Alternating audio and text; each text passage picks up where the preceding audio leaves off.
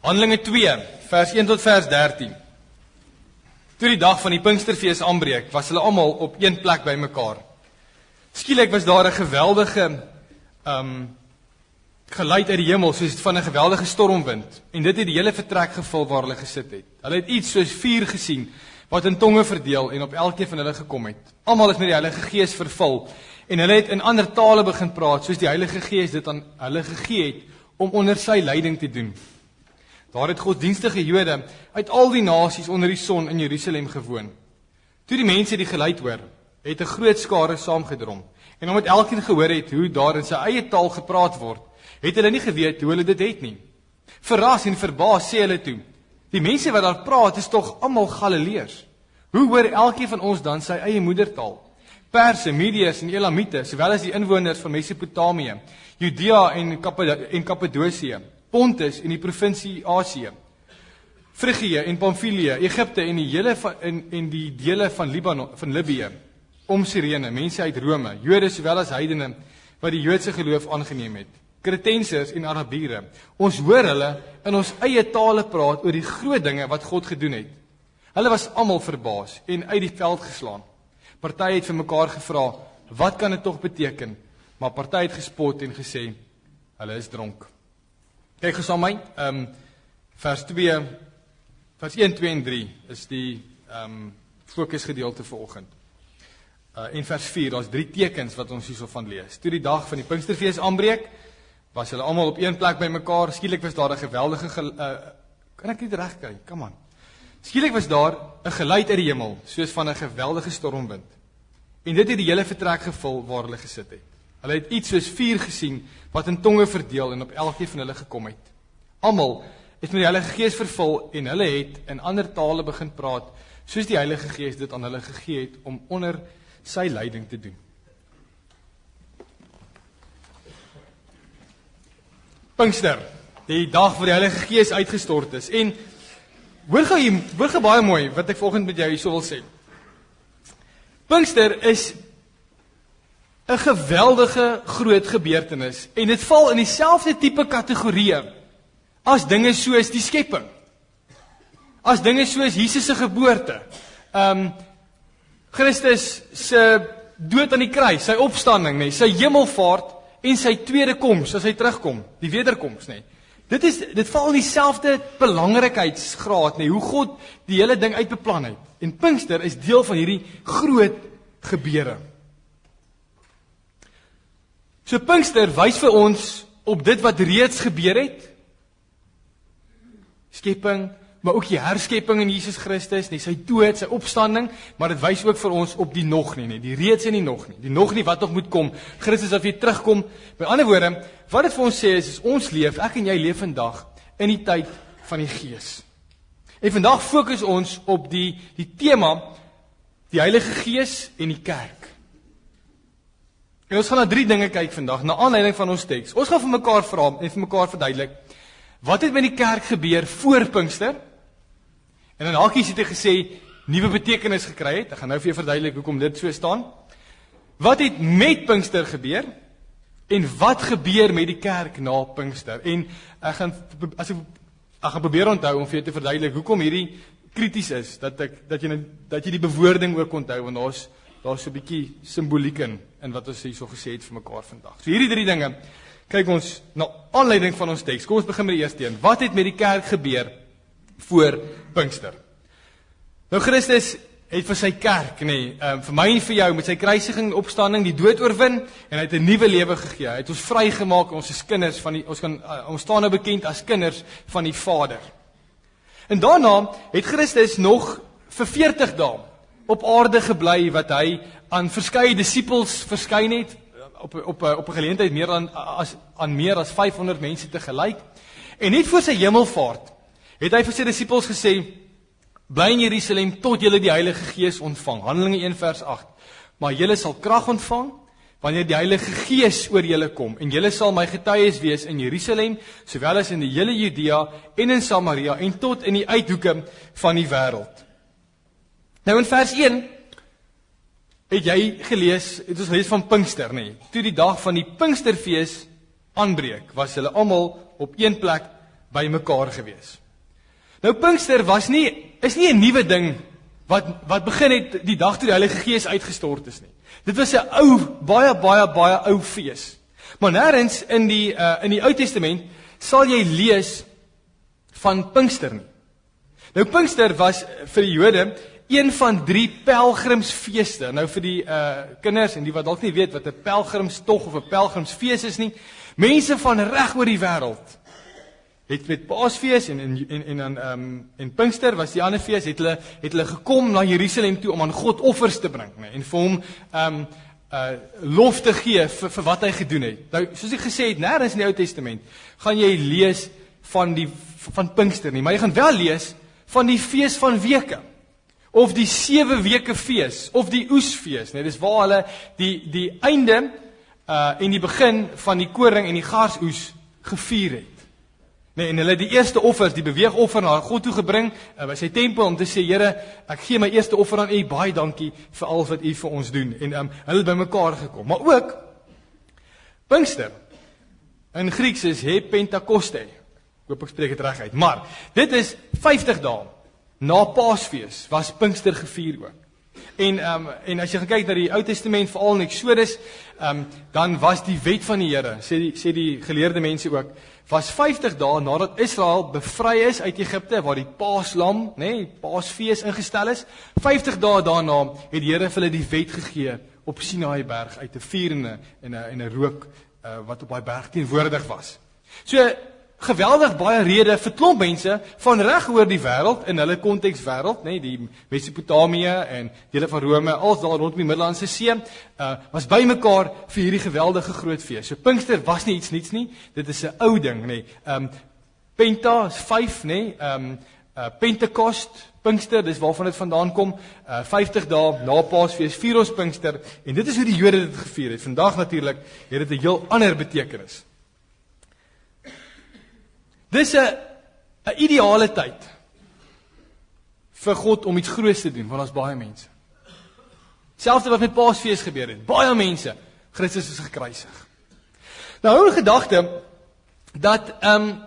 dat die gelowiges, daar was op daai stadium as jy gaan lees in Handelinge 1 omtrent so 120 gelowiges gewees wat getuig het van Jesus se opstanding, maar hulle was definitief in daai tyd in die minderheid gewees. En as jy gaan kyk hoe hulle opgetree het hier in die einde van Matteus, was hulle bang. Hulle was vrek bang. Hulle het vir hulle het agter Jesus aangestap en toe dit begin warm raak, toe spat hulle verskeie rigtings. Ons lees hoe hulle in kamers bymekaar kom agter geslote deure, en dan Christus verskyn aan hulle na sy opstanding. Maar hulle was bang, maar bly. Bang en bly. Hulle was bly want Christus het opgestaan en hulle kon daarvan praat. En hierdie gelowiges het saam gebid. Hulle het 'n nuwe apostel aangestel in gebid van die Here af en 'n nuwe apostel is aangestel. Hulle praat met die mense oor wat gebeur het in daai tyd. So dit is hoe die kerk gelyk het voor Pinkster. Bang, maar bly. Bid. Kom by mekaar, minderheid, en hier is hulle by mekaar. Met Pinkster. Ons weet nie presies waar nie, maar hulle was by mekaar gewees. En Lukas vertel vir ons dat daar 3 tekens was. As ons na punt 2 toe gaan, wat het met Pinkster gebeur? 3 tekens wat ons van lees. Die eerste plek is die rukwind, wat die vertrek gevul het. Die tweede plek was die vuur wat verdeel het. En die derde plek, hulle is met die Gees vervul en hulle het in tale begin praat. Kom ons kyk kortliks na wat die betekenis hiervan is, en wat beteken dit vir die kerk vandag. In die eerste plek, die Gees as 'n wind. Nou baie interessant, as jy gaan kyk na die woord Gees, dan het dit in die ou oorspronklike tale, het dit dieselfde Griekse woord vir het Gees vir wind en vir asem.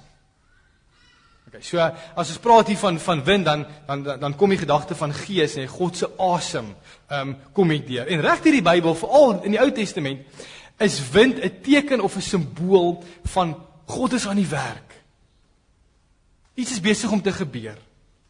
En dis 'n teken van herlewing, nuwe lewe. As jy gaan kyk in die Ou Testament, Jesegiel 37, dan verskyn dan vat God vir Jesegiel die profeet, daarna 'n laagte toe. En dan is dit vol dooie bene. En kyk wat sê hy vir hom in vers 14. Dan sê die Here, hy vra vir die profeet, dink jy hier kan lewe kom in hierdie bene? En dan sê die profeet, dan sê die Here vir hom, vers 14, ek sal my Gees en julle laat kom, sodat julle kan lewe. En ek sal julle in julle land laat woon, nee. So die Gees bring lewe. In die Nuwe Testament, dan gesels Jesus Christus met Nikodemus, daar in Johannes 3, dan praat hulle oor wedergeboorte. En dan koppel hy weer hierso die werk van die Gees aan wind. Die wind waai waar hy wil. Jy hoor sy geluid, maar jy weet nie waar hy vandaan kom en waarin hy gaan nie. So gebeur dit met elkeen wat uit die Gees gebore is. So as ons vandag saamvat hierso, as die Gees as 'n rukwind kom, dan beteken dit nuwe lewe, nee. En hy doen dit. Ons het dit met die vorige reeks gesê. Die Gees, as hy sê hy bring nuwe lewe, dan hy maak die werk van Jesus Christus maak hy vas in jou. Hy oortuig jou van Christus wat gesterf het aan die kruis, nee. Hy doen dit. So hy gee die nuwe lewe vir mense. Hy maak die verlossing deel van 'n mens en daar kom 'n nuwe lewe, herlewing, nee. Soos wind wat waai. En die beeld is baie mooi hierdie van die wind, want wat die bedoeling daarvoor vir die kerk is. Kyk bietjie, ons in die Kaap ken dit baie goed. Ons ken wind. Die wind waai, maar jy kan hom nie sien nie, maar jy sien die effek van hom in blare. Jy sien die effek van hom in takke wat rondwaai en papiere wat deur die strate waai, nee. So jy sien die effek van hom. Ek dink dieselfde wat vir die kerk gesê word hierso. Dat die wind waai, jy sien nie die Gees nie. Ons het gesê met die vorige reeks, jy kan dit nie lekker vasvat en begryp hoe die Gees is nie, maar jy sien sy effek in jou lewe. Dieselfde as die wind. Jy sien die effek in ons as kerk se lewe. Die Gees het as vuur gekom en in tonge verdeel en op die gelowiges gaan sit. Nou vuur, kom ons gesels gou daaroor, was nog altyd 'n simbool van God se teenwoordigheid. God het met Moses gepraat in die brandende bos, nee, Eksodus 3. Hy het voor hulle uitbeweeg in die vuurkolom, nee, hy was daarin teenwoordig geweest. Eksodus 19 en ons het dit nou gelees in Deuteronomium 5 ook. Was daar 'n vuur bo op Sinaiberg waarin God verskyn het aan Moses en waar hy die wet vir hom gegee het, nee. Vuur en rook, nee, 'n teken van God se teenwoordigheid, maar ook teken van oordeel. Kom ek verduidelik vir jou. Johannes die Doper en ons het weet jy wat's koslik, nee, van hoe die Heilige Gees werk ook in prediking is al hierdie gedeeltes wat ons opnoem en voorbeelde wat ons noem is reeds vorendag gebring hierso. Want selfde van Johannes, soos nou daar gepraat oor Johannes die Doper, het gesê, maar hy wat na my kom, sal met water en vuur doop. In een gelykenis, dan word die kaf deur die wind weggewaai en dan staan daar en die vuur verteer dit. Nee. En dit gaan daaroor dat die Gees sê dat hy kom om te kom oordeel. Maar hierdie oordeel is deur Jesus Christus gedra. En elkeen wat glo en getuig deur die Gees dat Jesus die Here is, hoef nie bang te wees vir die oordeel, die vuur nie, en daarom kom die vuur binne in jou in, en die Gees kom woon in jou, en hy maak jou 'n nuwe mens. So vuur dui op God se teenwoordigheid, en dit dui op oordeel. Nou dat jy weet wat die betekenis daarvan is. En dan sien ons, en hierdie is merkwaardig, hoe die vuur lyk soos tonge wat opdeel en op die mense gaan sit. Nog altyd. Veral in die Ou Testament. As God verskyn het in 'n vuur, dan het hy as 'n eenheid, nee, as 'n unit verskyn op 'n sekere plek of aan sekere mense. Dink bietjie aan die voorbeelde wat ek genoem het, wat hier op die bord staan, nee. Aan Moses, in die tempel, aan die hele volk, in 'n vuurkolom wat vooruit beweeg, op die berg, aan Moses, altyd in 'n eenheid. En hierso lees ons, dat die vuur opgedeel het, en op elkeen gaan sit het. Die betekenis daarvan is so ryk. Beteken dat God is teenwoordig in en deur elkeen van ons. Hy kom sit op, woon in, deur my en jou. Daai woorde, sit op, woon in, kom, nee, dis die 3 dinge wat jy van die Gees kan onthou volgende as ons praat oor hierdie gedeelte van vuur. Daar's 'n verbintenis tussen jou en die Here, nee. Wat sê die Engelse? 'n connection. Dit verander jou identiteit, dit maak dat jy heilig is. Dat jou liggaam 'n tempel van die Here is, nee. Kinders, julle ken nou 'n liedjie? Weet jy nie, jy is 'n tempel, nee. Ek is 'n tempel van die Heilige Gees. Alright, nee. Dis presies wat dit beteken en dit maak dat jy heilig is. Dit maak dat die kerk uit mense bestaan en nie 'n dooie gebou is nie. woon in, sit op, leef deur, teenwoordig, ook vandag hierso. Die derde teken, gaan oor die praat in tale. Nou ons lees die gelowiges was gevul met die Heilige Gees en hulle het in verskillende tale begin praat. Kom ek verduidelik vir jou wat hier aangaan. Hier word nie gepraat van die sprekende tale of die glossolalie, nee, van 1 Korintiërs 14 wat sê mense het 'n spesiale gawe gekry om op 'n sekere manier met God te kan praat nie. Hier word nie hiervan gepraat nie. Handelinge 2 en veral hierdie gedeelte baie sterk wil nie vir jou vertel as gelowige hoe jy 'n spirituele ervaring met God kan beleef nie. Handelinge 2 wil vir jou vertel hoe God 'n nuwe era ingelei het. Wat die Gees doen en hoe hy werk en hoe hy die evangelie, want jy sal sien hulle het gepraat oor die wonders van God, laat versprei het soos 'n veldbrand. Ek gaan nou daarop terugkom. So wat beteken dit as daar staan hulle het in tale begin praat? Heel oorspronklik was praat in tale bedoel vir die uitdra van die evangelie. Baie belangrik. Nee, die Gees maak dit en dit wat hier gebeur, mense, dit wat hier gebeur is 'n ongelooflike wonderwerk, want die Gees maak dit moontlik vir almal wat daar teenwoordig was en jy het gesien wie almal daar was, nê? Ek het daai woorde vir jou gelees, ek het nog so gestrompel oor my woorde, nê. Perse, Mediërs, Elamite, mense van Mesopotamië, Judea, Kappadosie, Pontus, dan gaan hy aan Pamfilië, Egipte, Libië, Sirene, Kretensiërs, Arabiere. Nee, dis mense van klomp verskillende lande, klomp verskillende afkomste, klomp verskillende kulture, klomp verskillende tale wat teenwoordig was in Jerusalem. En die Gees het dit moontlik gemaak vir almal om die evangelie glashelder te verstaan in sy eie taal. So almal kon, wat daar was, kon die wonders van God, nê. Dit wat hy gedoen het in en deur Jesus Christus, en jy kan hierdie gedeelte nie loslees van dit wat vooraf staan het, van Jesus wat gekruisig is, gesterf het, opgestaan het en opgevaar het nie. Jy kan dit nie loslees daarvan nie. En dis presies hoe die evangelie versprei het. Dis presies hoe as die Here vir Abraham sê daar in Genesis, Abraham, in jou sal al die nasies geseën word. Ons hoor iets hiervan in Handelinge 2. En die mense praat in hulle eie taal, maar hulle praat een boodskap. Hulle almal praat eensgesind of eens dat Jesus die Here is, nee? En hulle kan hierdie boodskap wat almal wat in Jerusalem was, vat en terugvat na hulle eie lande toe en die evangelie het versprei.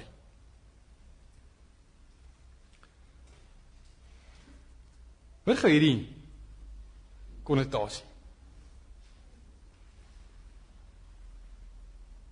Baie geleerdes is eens dat hier 'n baie sterk konnotasie is tussen dit wat hier gebeur het in Handelinge, uitstort van die Heilige Gees, praat in tale, en dit wat met die toring van Babel gebeur het. Nou die van u wat dalk nie die storie vergeet het, ek gaan jou kortliks herinner wat daar gebeur het in Genesis 11. Maar wat ons hierso sien in Handelinge is presies die omgekeerde van wat gebeur het by die toring van Babel. Dis asof God daai vloek wat hy oor toring van Babel gebring het, omgedraai het, omgekeer het en heeltemal 'n ander bedoeling daarin gesit het. Volg wat staan daarso. Onthou 'n bietjie in Genesis 11 het die mense wat het een taal gepraat en hulle was almal bymekaar en hulle het 'n stad gebou en in hierdie stad, in die middel van die stad, 'n toring wat tot in die hemel gaan. En hulle het gesê, ons wil dit doen sodat die mens vir homself 'n naam kan maak, net sodat ons kan opklim hemel toe en by God kan uitkom. Ons mense is ons kan dit doen. En hulle het dit gedoen. Hulle wou die toring bou om op te klim hemel toe en dan staan daar in die teks, God het na die stad gaan kyk. En hier wat hy gesê het. Hier is hulle een volk en almal het een taal, nee, en hulle is by mekaar. En stop dit daar. Die bedoeling was van Genesis af dat die mense die aarde moet gaan vul. So dit is ongehoorsaam hierso. Hulle wil almal byeentrek, nee, hulle wil hulle saamtrek hou. God het gesê gaan vul die aarde en dan sê hy hier is hulle een volk en almal het een taal. Hulle het nog maar net begin om iets te doen. Hierna sal niks wat hulle beplan vir hulle onmoontlik wees nie. Kom, laat ons afgaan en verwarring bring in hulle taal sodat die een nie die ander verstaan nie. Die Here het hulle toe van daar af verstrooi oor die hele aarde en hulle het opgehou met die bou van die stad. So God het in 'n klomp mense wat daar was, een taal gepraat het hy verwarring gesaai en hulle het klomp verskillende tale gepraat en dit mekaar nie verstaan nie. En dit is asof daai vloek van Toring van Babel hier omgekeer word. Want wat nou gebeur is, die mense praat nou steeds ander tale, maar hulle verstaan mekaar. Hoe verstaan hulle mekaar? Hulle almal het die Gees. Die Gees praat een taal, maar hy gee uiting daarvan in 'n moedertaal, nee, in jou huistaal. En ons kan sommer daarmee sê, God praat Afrikaans ook. Dis hoekom ons die evangelie so glashelder vandag kan hoor, want die Gees praat een taal in verskillende tale. Kosa, Engels, noem dit op. Hy praat een taal. Maar hier's die omgekeerde wat gebeur nie. Hier's almal bymekaar reg oor die wêreld om aan God offers te bring. En as sy Gees kragtig kom, dan kom God af, nê. Die mens gaan nie op nie, God kom af mens toe. Hy kom woon in ons, nê. Hy kom woon tussen ons en hy maak dit moontlik dat almal in verskillende tale dieselfde boodskap van God kan hoor en hulle kan praat oor die wonders van wat God gedoen het. En wat het gebeur met die kerk? Wat gebeur met die kerk na Pinkster? Dan moet ons die vraag so vra. Wat was die verskil in hoe gelowiges die Gees ervaar het voor en na Pinkster? En uit die aard van die saak, gelowiges hoor gou baie mooi. Dit wat ons vanoggend sê, wat die Gees doen, is vandag nog deel van wat ek en jy as die kerk moet en kan doen. Dis hoekom ons opskrifte van die begin af heeltyd iets was van ek gaan weer terug gaan vir jou wys, nee, dat jy kan verstaan hoekom die opskrifte so presies is, nee, want wat het met die kerk gebeur? Dis geskiedenis, nee, is verlede tyd in Pinkster. Wat het met Pinkster gebeur, nee? Pinkster is nie 'n eenmalige gebeurtenis. God het dit een keer laat gebeur. Op dieselfde manier as wat God een keer sy seun laat sterf het en die effek daarvan raak almal vorentoe. Op dieselfde manier is die Gees een keer uitgestort en dit raak almal vorentoe. Dus kan ons vir mekaar sê, hoe die gelowiges die Gees voor en na die voor en na Pinkster beleef. En hierso is wat ons vir mekaar kan sê daaroor. Ek wil dit vir jou probeer verduidelik met 'n beeld en dis die laaste hoofpunt hierson. Ek wil hê met hierdie beeld probeer verstaan. Nou die vraag is, hoe die gelowiges se lewe verskil voor en na Pinkster. Tussen 1953 en 1970 het die Egiptenare gewerk aan die Aswan High Dam projek. Baie soortgelyk aan die Lesotho Hoogland projek waar hulle hidroelektrisiteit begin opwek het. Nou om dit te gedoen het, om die Nyl op te hoop en 'n dam te bou sodat hy geforseer word om deur die turbines te gaan om krag op te wek, moes hulle uit die aard van die saak moet jy die rivier stop. Nee, maar hulle het die rivier nooit gestop nie. Want altyd nog 'n klein stroompie langs die projek. So die Nyl het in 'n klein stroompie langs die projek nog steeds afgevloei vir die mense aan die onderkant. Om te kan drink, te kan was, om hulle plante nat te kan gooi, jy weet, hulle het geleef, nee, om water te kan skep met hulle waterskeppers. Die Nubians is die volk wat daar aan die onderkant gebly het. Maar in 1972, toe die dam klaar is en met die inhuldiging van hierdie projek, en toe daai 12 sluise vir die eerste keer oopgemaak is en daar genoeg krag opgewek is om vir amper die hele Egiptiese stede krag te voorsien. Die effek daarvan, die effek van die rivier en wat dit beteken het, nee, vir die mense daar aan die onderkant, was maar alledaags, nee, dit was maar ons lewe, weet, ons doen die dinge, ons skep water, ons gooi ons plante nat, maar wat hierdie projek gedoen het aan Egipte, aan die groter prentjie, is om krag te gee, nee, kragtig te werk deur die hele land, so hierdie een rivier, wat vir sekere mense iets beteken het ewe skielik vir die land tot 'n massive voordeel gedien. En hulle het dit nie besef nie. Die mense wat daaronder gebly het nie.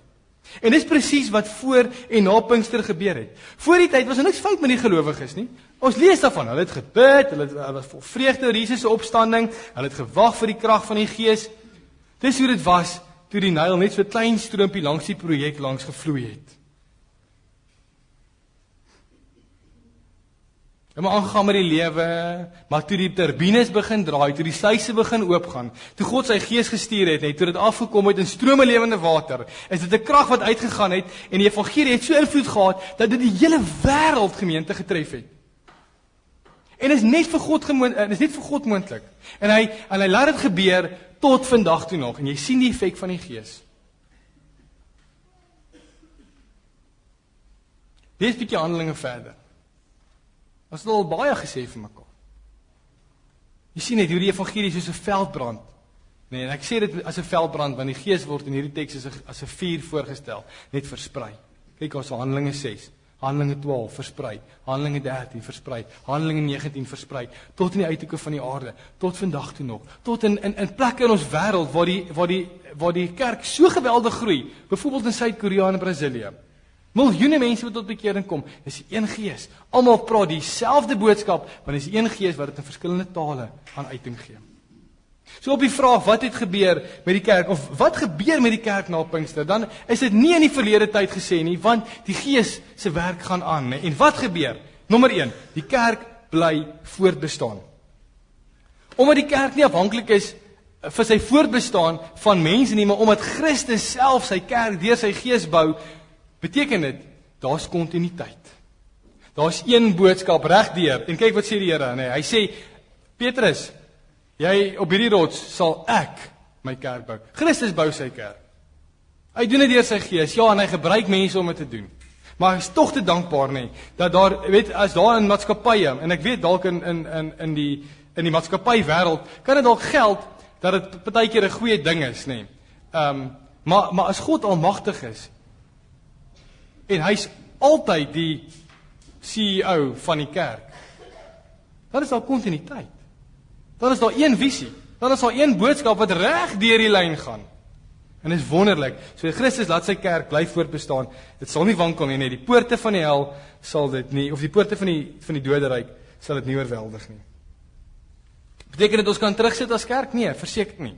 Juis, moet ons gehoorsaam en geesvervuld onder die heerskappy van die Gees stel, sodat hy die kerk kan lei, nee. En ons nie oorlaat aan ons eie idee van wat kerk is of moet wees nie, want dan maak ons 'n gemors daarvan. En hier is die vraag, Belwel gemeente, is ons gehoorsaam en geesvervuld?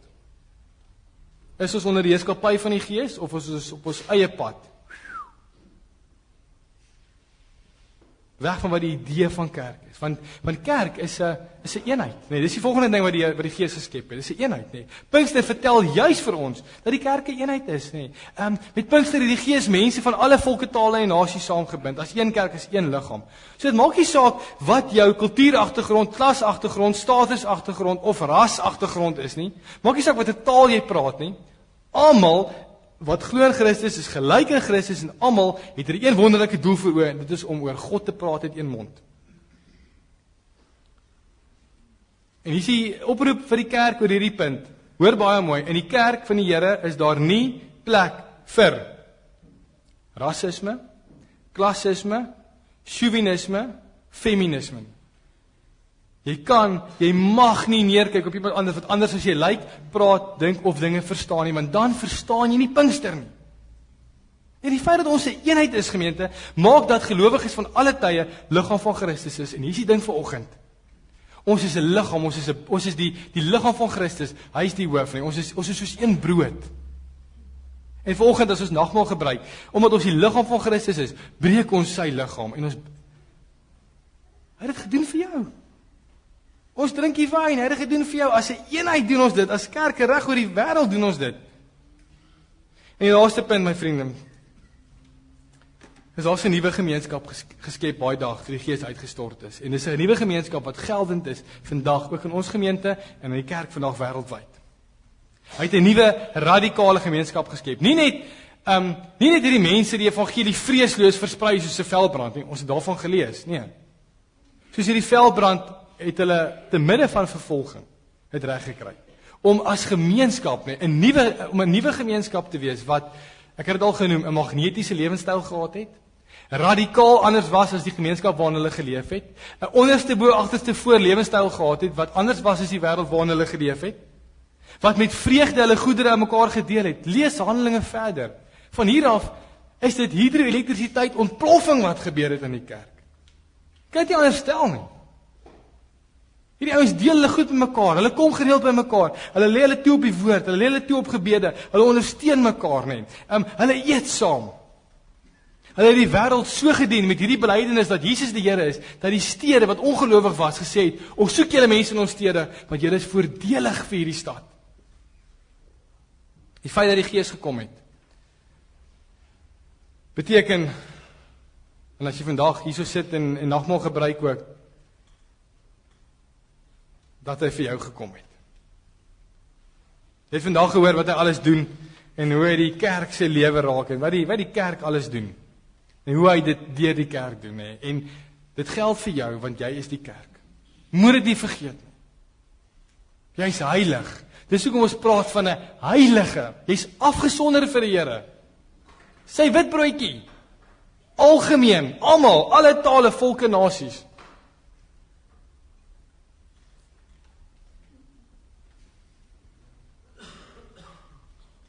Dink so daaraan.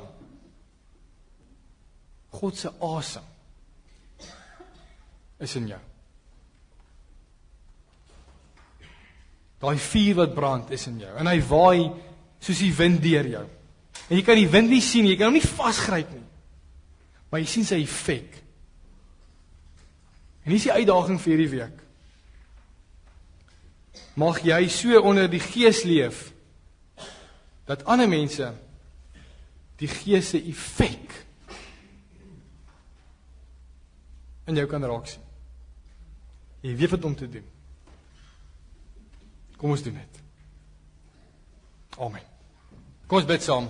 Ons almagtige God en hemelse Vader, Here, ons wil vir U kom sê dankie vanoggend, dat U seun Jesus Christus vir ons gegee het om in ons plek, in my plek, te sterf aan 'n kruis wat 'n vloekhout was. En vir ons 'n nuwe lewe gegee het. En dat ons 'n nuwe gees het. Dat ons U gees het, U asem het. Wat binne in ons asemhaal en wat net geleenthede soek om te vertel van die wonders van God. Here, ons wil vir U sê dankie dat U Gees 'n opregte vertroue in ons hart gee. Sodat ons altyd onsself weer opnuut elke dag sal toewy aan Jesus Christus en dat ons sal opstaan met die belydenis in ons hart. Jesus is die Here. Here, want U is. U besit ons. U het besit oor ons oorgeneem. Mag ons in ons hele lewe onsself stel dat ons sal gehoorsaam wees aan U en aan U Gees en aan wat U vir ons in die woord sê. Dankie Vader volgende dat ons ook weer Pinkster kan vier. Dankie dat ons as 'n eenheid volgende saam kan nagmaal gebruik. Dat ons van die wonders van die Here Jesus Christus wat gebeur het en wat op ons voorlê, dat ons daarvan kan getuig ook as ons nou gaan nagmaal gebruik. Vader, gee dat ons hierdie ervaring, hierdie simboliek, hierdie simbool reg sal verstaan. En dat ons sal weet dit is die liggaam van ons Here Jesus Christus en die bloed van ons Here Jesus Christus wat in my plek gevloei en gebreek is tot vergifnis van sondes. Ons bid dit in die naam van ons verlosser Jesus Christus alleen. Amen.